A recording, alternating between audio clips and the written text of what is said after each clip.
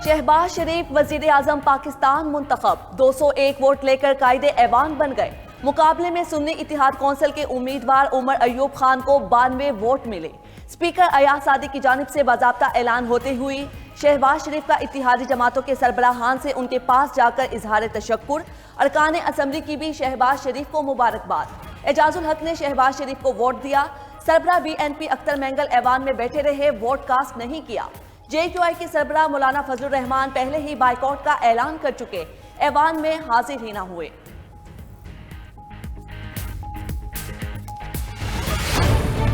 नौ मुंतखब वज़ीर आज़म शहबाज शरीफ आज ओहदे का हल्फ उठाएंगे। सदर मुमलिकत डॉक्टर आरिफ अलवी हल्फ लेंगे। तकरीब हल्फ बरदारी ऐवान सदर में होगी। आर्मी चीफ और दीगर सर्विसेज चीफ हल्फ बरदारी की तकरीब में शिरकत करेंगे। वज़राए आला, गवर्नर्स और अनवारुल हक काकड़ को भी दावतनामे इरसाल। नून लीग की सीनियर क़यादत और इत्तेहादी जमातों के रहनुमा भी शरीक होंगे।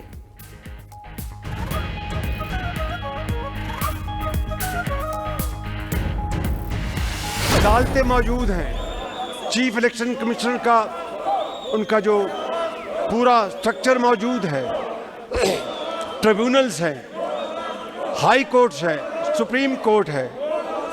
IMF को ख़त लिखने की क्या ज़रूरत थी? अगयार के पास जाने की क्या ज़रूरत थी? इसका मतलब यह है कि आपने अगयार को दावत देकर पाकिस्तान के अंदर मुदाखलत का रास्ता आपने पैदा करने की कोशिश की। ऐवान में शोर की बजाय शऊर का राज होना चाहिए था। वज़ीर आज़म शहबाज शरीफ का ऐवान में खिताब बोले, हमने सब्र तहम्मुल से काम लिया, कभी बदले की सियासत का नहीं सोचा। 9 मई के मुजरिम कानून का सामना कर अदालतें, इलेक्शन कमीशन, सुप्रीम कोर्ट मौजूद है। IMF के पास जाने की क्या ज़रूरत थी? आपने अगयार को दावत देकर मुदाखलत की इजाज़त देने की कोशिश की। ज़ाते मकासद के लिए दहशत गर्दों को वापस लाया गया, दहशत गर्दों को जेलों से निकाला गया। हम मिलकर दहशत गर्दी को जड़ से उखाड़ेंगे।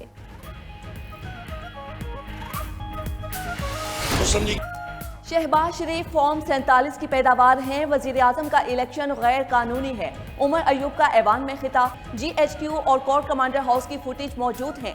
पंजाब और खैबर पख्तूनख्वा में हमारे 10,000 वर्कर्स को गिरफ्तार किया गया।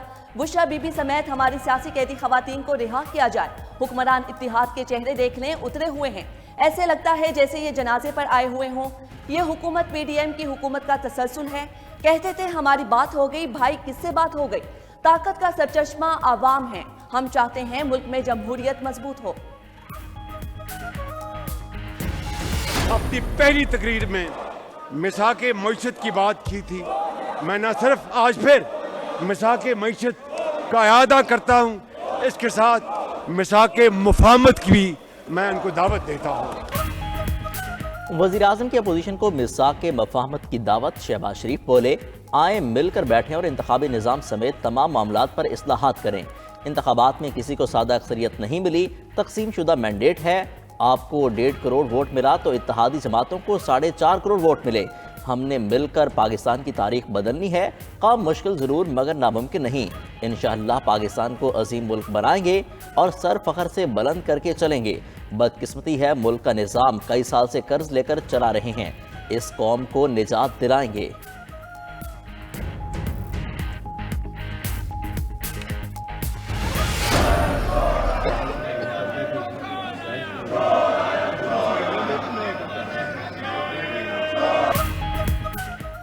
वज़ीर आज़म शहबाज शरीफ के खिताब के दौरान सुन्नी इत्तेहाद काउंसिल के अरकान का मुसलसल शोर शराबा, नारेबाजी करते रहे। नून लीग अरकान ने शहबाज शरीफ के गिर्द हसार बनाए रखा।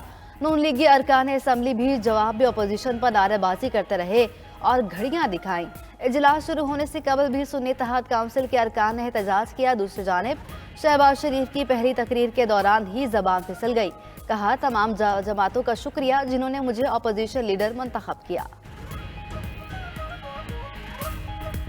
तमाम पार्टी अरकान का दिल की अथाह गहराइयों से शुक्रिया अदा करता हूँ कि जिन्होंने अपने वोटों और अपनी मोहब्बत से मुझे आज इस ऐवान का लीडर ऑफ द ऑपोजिशन मुंतखब किया। कौमी असम्बली में उमर अयूब को अपोजिशन लीडर बनाने का फैसला। सुन्नी इत्तेहाद कौंसिल और पीटीआई ने तैयारी मुकम्मल कर ली। कायदे हिज़्ब इख्तिलाफ के लिए आज बाकायदा दरख्वास्त जमा कराए जाने का इम्कान। उमर अयूब कहते हैं अपोजिशन लीडर का फैसला 12वीं पीटीआई करेंगे।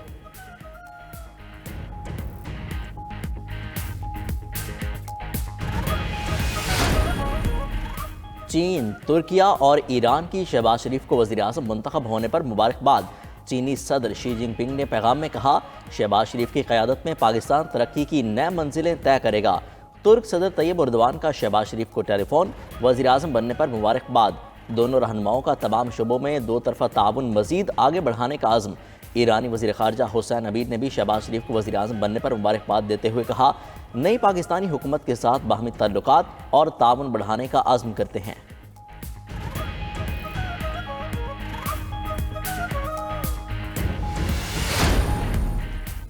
पार्लियामेंट धांधली की पैदावार, अवामी नुमाइंदा नहीं। सरबराह JUI मौलाना फजलुर रहमान की कराची में न्यूज़ कॉन्फ्रेंस। बोले, हुक्मरानों ने इक़्तिदार को ताकत समझ लिया। पैसे की बुनियाद पर सिंध और बलोचिस्तान असम्बली खरीदी गई। जिन्हें पता था मैं उनके मुकाबले में सदारती उम्मीदवार बनूंगा, उन्होंने तजोरियों के मुंह खोले। मेरी ख्वाहिश है महमूद अजगज़ई को वोट दूं, लेकिन पार्टी का फैसला वाजिब है कि ऐसा ना करूं। सियासतदानों को अपनी कमिटमेंट रखनी चाहिए। जहां अपोजिशन की नशिस्तें होंगी, हम वहीं बैठेंगे।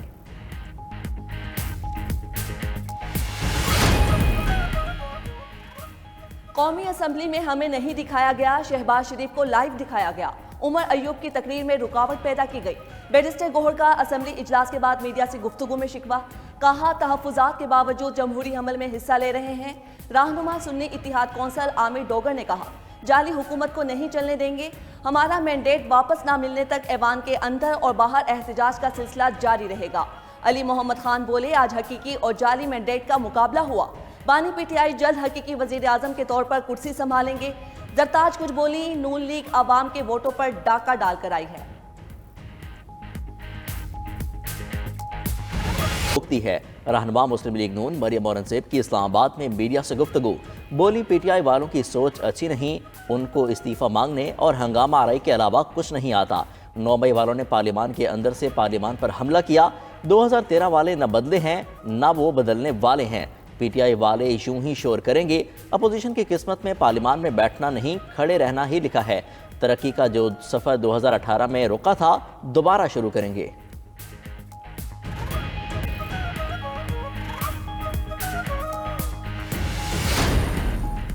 जाली इलेक्शन और जाली नताइज पर बनी हुकूमत भी जाली है। रहनुमा जमात इस्लामी सिराजुल हक की गुफ्तगू। बोले, फॉर्म 45 वाले सड़कों पर हैं, फॉर्म 47 वाले ओहदों की बंदरबाट में मसरूफ़ हैं। अवाम ने इंतखाबी धांधली के खिलाफ फर्दर जुर्म आयद कर दी। पहले वोट चोरी होते थे, अब नताइज चोरी होते हैं। चीफ इलेक्शन कमिश्नर इस्तीफा दें।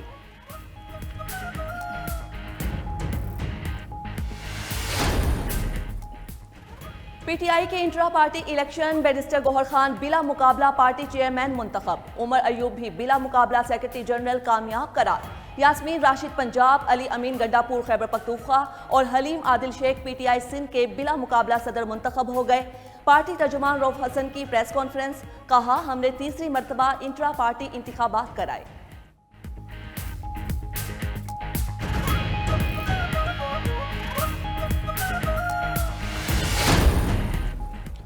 खैबर पख्तूनख्वा में बारिशों और बर्फबारी के बायस तबाहकारियाँ जारी। सवाबी में छत गिरने से बच्चा और मर्दान में खातून जाँ बहक, अमवात 33 हो गईं। सवात के शहर मैंगोरा में 14 साल बाद बर्फबारी। मुजफ्फराबाद में शहराए नीलम पर कामरस के मकाम पर लैंड स्लाइडिंग, सैकड़ों गाड़ियाँ फंस गईं, मुसाफिर परेशान। ज़िला तारागंग और गिरदनवाह में तीसरे रोज़ भी बारिश। नशेबी इलाकों में पानी जमा होने से मकीनों को शदीद मुश्किलात से दो चार होना पड़ा। वज़ीर आला खैबर पख्तूनख्वा का बारिशों से जाँ बहक अफराद के मुआवजे का ऐलान। जाँ बहक अफराद के लवाहिकीन को 10-10 लाख और शदीद ज़ख्मियों को 3-3 लाख रुपए दिए जाएंगे। मामूली ज़ख्मी अफराद को 50-50 हज़ार रुपए मिलेंगे।